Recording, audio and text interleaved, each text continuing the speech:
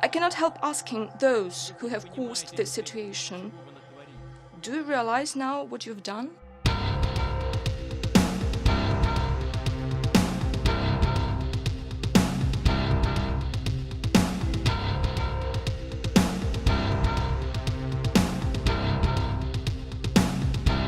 What if I told you that perhaps the biggest news story of the year so far has been completely ignored, or better put, covered up by the mainstream media?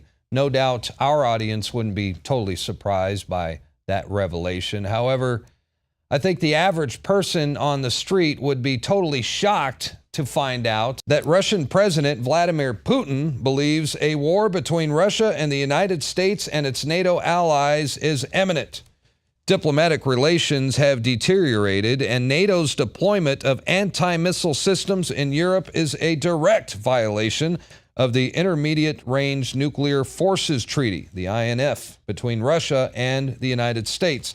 And that's because these anti-missile systems that NATO is putting on Russia's borders can easily and quickly be repurposed or converted to facilities capable of firing short and mid-range missiles.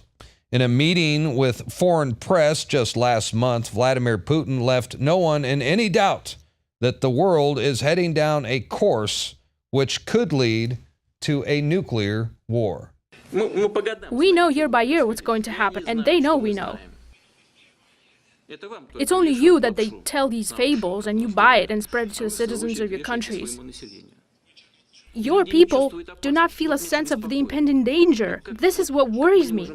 How do you not understand that the world is being pulled in an irreversible direction? That is the problem. But they pretend like nothing's going on. I don't even know how to get through to you people anymore. Now, this was probably one of the most important political speeches since the run-up to World War II. And most historians agree that we are seeing a lot of parallels right now to the start of World War I and World War II.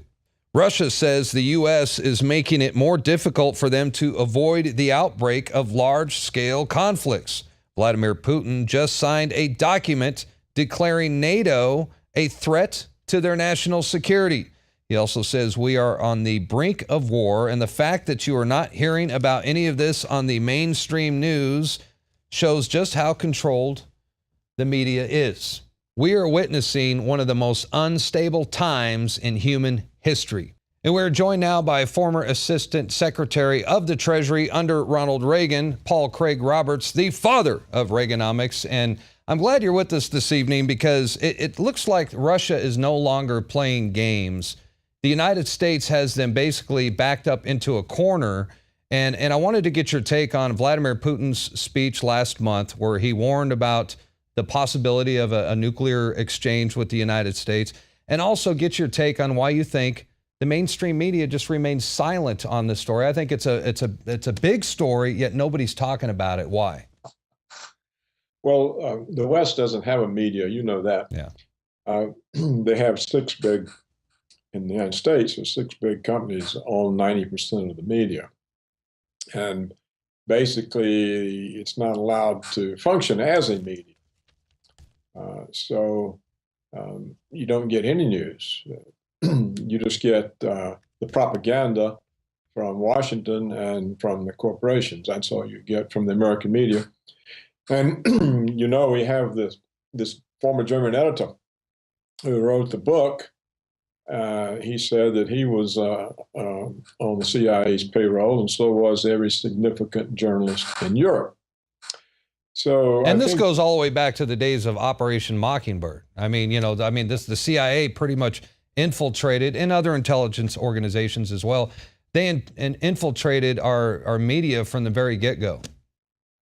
That's right. But of course, now it's worse, because the media in the United States is concentrated. It's now in 6 hands. Yeah. So that makes it even easier to control. So what Putin was, he was speaking to journalists, I think not just Americans, but all of Europe. Yep.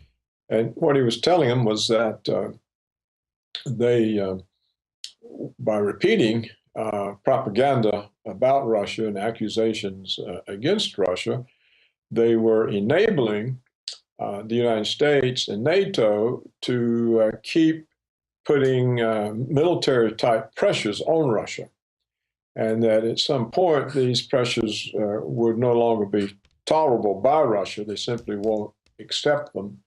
I think particularly he means the missiles in Poland and Romania, because these missiles can be put there as ABMs, anti-ballistic missiles, but they can be very easily changed into strategic nuclear attack missiles. So you think this is a violation of nuclear arms treaty back to your day when Ronald Reagan signed the nuclear arms treaty? It was the IMF treaty.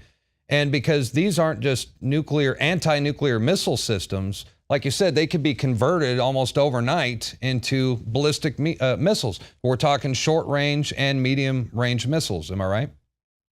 That's right. If you convert them into nuclear attack missiles, then Russia's deterrent is no good, because within 5 minutes they would have hit all the targets in Russia. So he's made it kind of clear that he's not going to accept that. And he has said over and over, I keep telling the Americans and the Europeans, and they don't hear. They don't hear. And he was pointing out to the journalists that because they just repeat propaganda and never tell the truth about anything, that this is why the people in Washington can be so reckless and take so many reckless steps that are serious strategic threats to Russia. And if there was a news media reporting facts rather than propaganda, then the United States would not be able to behave in such an aggressive and reckless way, and therefore the prospect of a war would be much smaller. He says repeatedly that Russia doesn't want war, he doesn't intend war, but that the Washington and NATO are behaving in such a reckless, aggressive fashion that he has to expect that they intend war, because when all you hear all day long is lies about yourself and your country, you assume you're being set up. Well, and he calls the United States the empire of chaos. I've heard him say that. I think the big wake-up call for Putin was back in 2013 with the false flag chemical attack in Syria that killed hundreds of innocent civilians, women and children included. And the United States was quick to blame Bashar al-Assad, the Syrian president. There is breaking news now from the war in Syria, and this could be significant. Reports that chemical weapons have been used in that conflict. These are some of the scenes now circulating on the internet of distressed children apparently suffering the after effects of a chemical attack. Some of the video footage is too distressing to broadcast, and it is unverified. But there are scores of dead, among them very young children. Good afternoon, everybody. 10 days ago, the world watched in horror as men, women, and children were massacred in Syria in the worst chemical weapons attack of the 21st century. The Assad regime, and only undeniably the Assad regime, unleashed an outrageous chemical attack against its own citizens. After careful deliberation, I have decided that the United States should take military action against Syrian regime targets. We can tell you beyond any reasonable doubt that our evidence proves the Assad regime prepared for this attack. I've watched debates in Congress. A congressman asked Mr. Kerry, is there Al-Qaeda? People say they've gotten stronger. He says no. I say officially, they aren't there. The main combat unit, the so-called Al-Nusra, is a unit of Al-Qaeda. They know about this. It's not pleasant for me to see this. Well, we communicate with them and assume that they are decent people. He lies openly, and he knows that he lies. We're not really positive who set off the gas. I mean, the group that's most likely to benefit from that is Al-Qaeda. Did President Bashar Assad gas his own people? Not according to a growing number of skeptics, including Alex Jones, syndicated radio talk show host. I don't know who launched the chemical attack, but all the evidence leans towards the rebels having the motive to do it. And the Russians have put out a new report saying they have proof the rebels did it back in March of this year. Some people here and there, amazingly, have questioned the evidence of this assault on conscience. I repeat here again today that only the most willful desire to avoid reality can assert that this did not occur as described, or that the regime did not do it. All right, so what kind of proof is there that the rebels would do this? I mean, the rebels supposedly are supporting the people of Syria. They would actually sacrifice their own people in order to draw America into this war to start World War III? Well, look, the rebels are made up of jihadis, al-Qaeda, and some domestic Syrians, but around 60%, many studies show, are al-Qaeda, are jihadis. They've been wiping out whole Christian villages. So I don't think the rebels represent the Syrian people. I believe you will not deny the fact that one hardly should back those who kills their enemies and eat their organs and all that is filmed and shot. Do you want to support these people? Do you want to supply arms to these people? Does your gut feeling tell you that that was a false flag carried out by Western powers? Oh, I think it's been established that that was the case. Well, the alternative is that some sort of false flag was in the working, and the people handling the chemical weapons didn't know what they were doing and set them off accidentally, prematurely. But you just don't, you don't know. We wouldn't be able to find out. But I think that he saw that the United States intended to invade Syria. That's what the line in the sand that Obama had been talking about all this time, that we're not going to invade Syria unless they use chemical weapons against their own people, and then we're going to invade. So then when we had this incident that they could blame on Assad, Obama was getting ready to invade, and Putin wasn't going to stand for that. And he simply said, no, we're going to solve it diplomatically. And basically what the Russians did was they just took control of the Syrian weapons and removed them from Syria. So this blocked the excuse that Obama had for attacking Syria. And they did more to ISIS than the United States could do in 2 years. However, we got to remember the fact that the United States are the ones that were instrumental in creating ISIS to begin with. And that's another thing that Putin has said publicly, that the United States is fully aware. We've seen the weapons drops that somehow magically, mysteriously end up falling in the hands of ISIS. And Putin has been very vocal about this, so it's kind of an embarrassment to the Obama administration. But at the same time, no one really knows about it unless they're watching independent media like InfoWars, Breitbart, what have you. But you're not going to learn the truth from watching mainstream television. No, the media in America, the print and TV media, is a propaganda ministry. Yeah, it lies for the government, and this is what Putin was telling them at St. Petersburg, and he was pointing out that this is really very risky because it encourages more reckless actions by Washington and NATO, and that there comes a time when Russia simply can't take the risk of these actions. And so he's telling the media, if you don't do your job, you are leading us into war.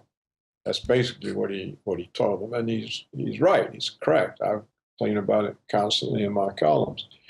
So, but even if they get the message, you see, what can they do? Because they're not independent. They come back and they try to write a story like that, and the editor says, "What are you going to do? Get us both fired?"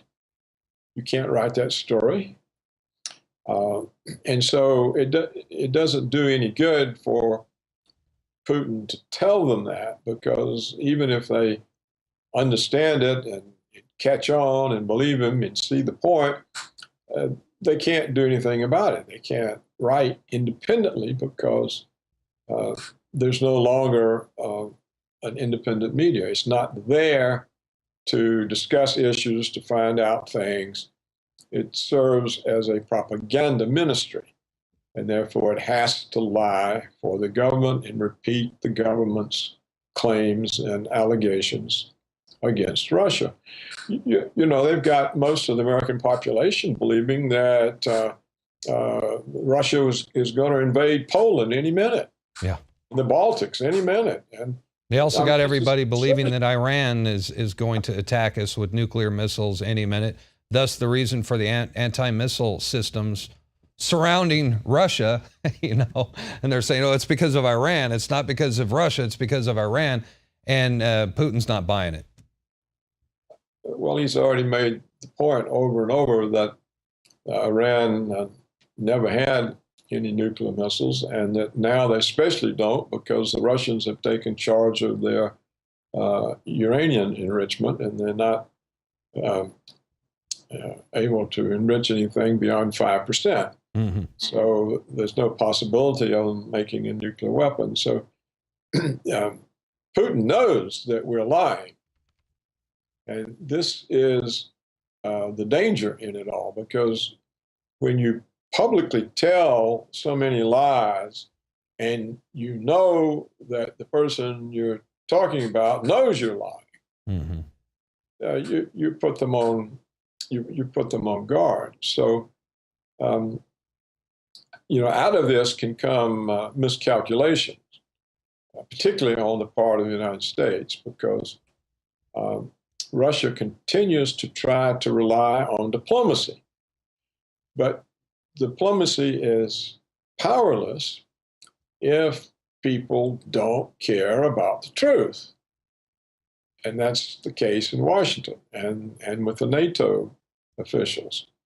And if the journalists can't challenge Washington and NATO because they don't have the independence to do that, then diplomacy is at a dead end. And so the minute that Putin and Lavrov finally give up on diplomacy and realize that it's a dead end and nothing can come of it, then there's nothing left but force confronting force.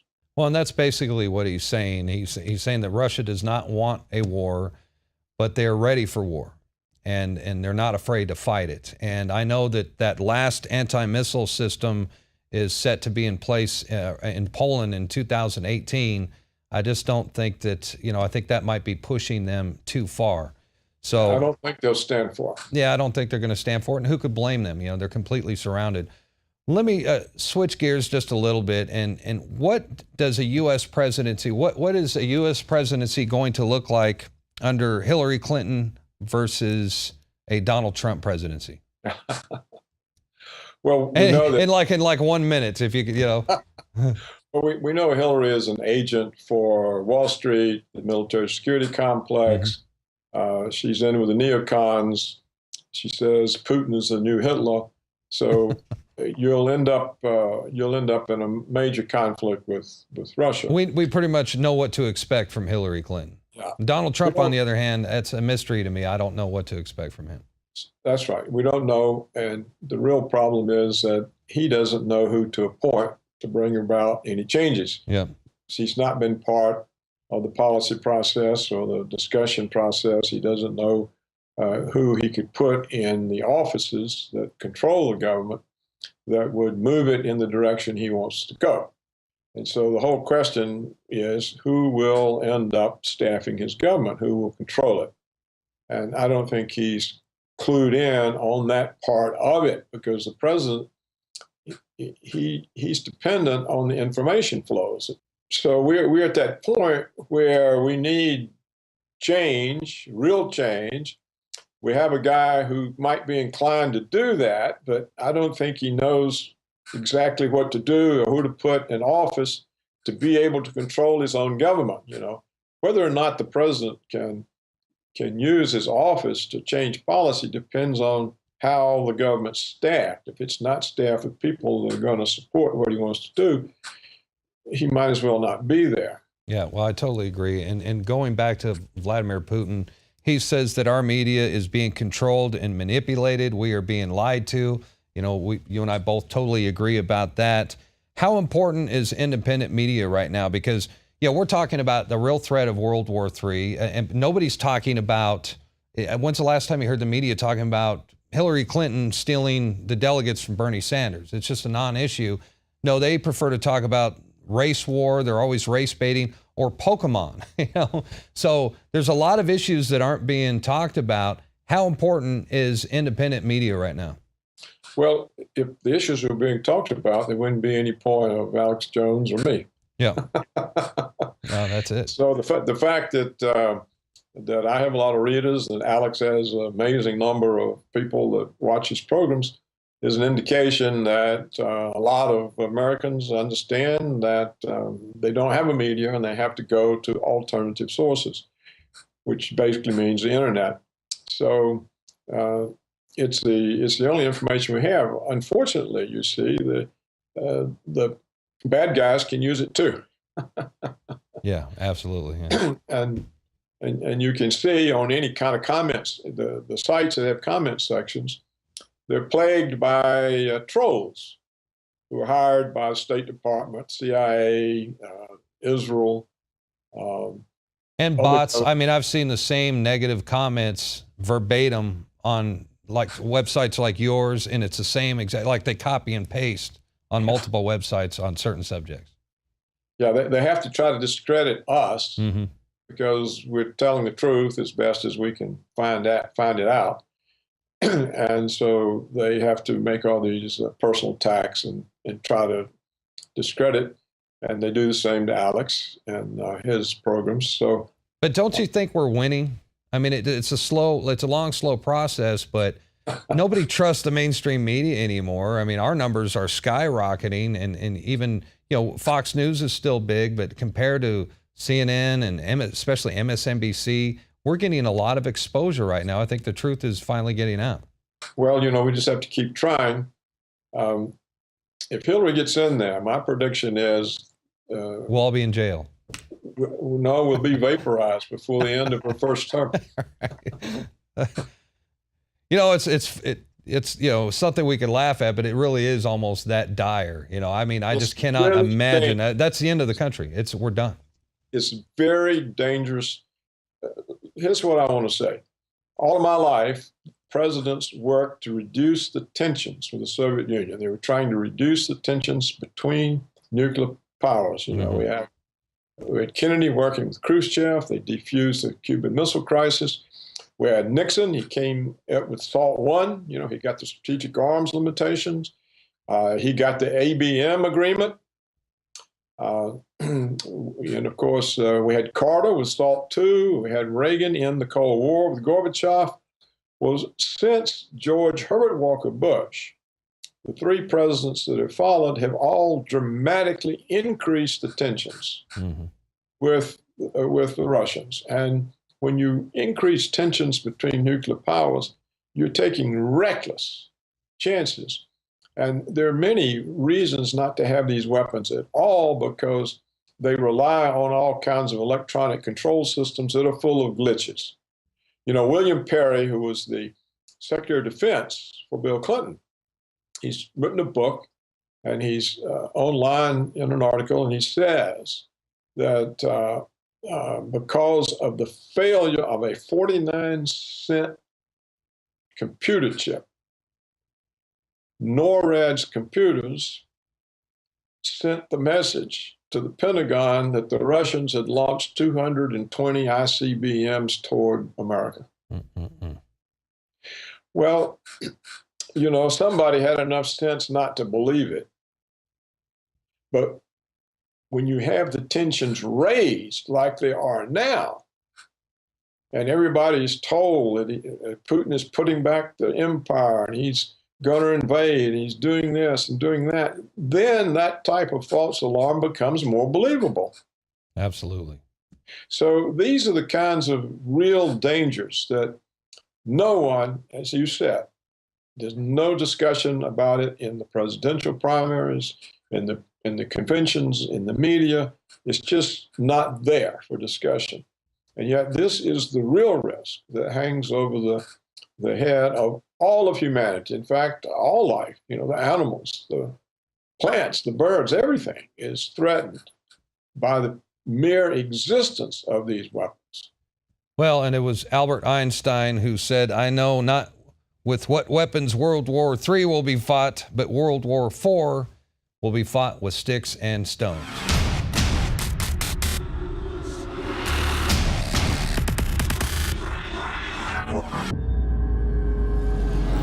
If you can't see the irony in having a gun ban enforced by men with guns, well, then you fail to understand why the Second Amendment was written in the first place. Throughout history, only slaves are disarmed. A well-regulated militia being necessary to the security of a free state. The right of the people. The right of the people. The right of the people to keep and bear arms shall not be infringed. For all of you actors out there who go to your red carpet events surrounded by full battle rattle SWAT teams while you accept your awards for your latest violent movie. For all you politicians who spend your 9 to 5 days scheming up ways to take away my Second Amendment rights, meanwhile you have first responders on site there to protect you, I say this, come and take it. I have a strict gun control policy. If there's a gun around, I want to control it. Clint Eastwood. Go ahead. Make my day. Dads demand guns because it's me that's got to get up and go check out that noise at 2 a.m. Infowars.com.